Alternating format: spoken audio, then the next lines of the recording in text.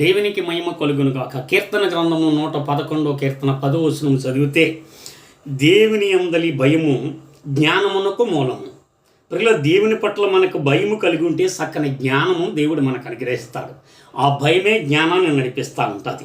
అంతేకాకుండా ఆయన శాసనములను అనుసరించేవాడు, అంటే ఆయన వాక్యాన్ని లేకపోతే ఆయన మాటలు గైకున్నవాడు మంచి వివేకము కలిగిన వాడు. ఈ రోజుల్లో మంచి వివేకం మనకు కావాలి. వివేకం లేకపోతే మనం ఏ మార్గంలో వెళ్తున్నామో తెలియదు. భయము కలిగి ఉన్న వాడికి జ్ఞానం ఉంటుంది. ఆ దేవుని పట్ల భయం ఏం నేర్పుతుందంటే జ్ఞానాన్ని నేర్పుతుంది.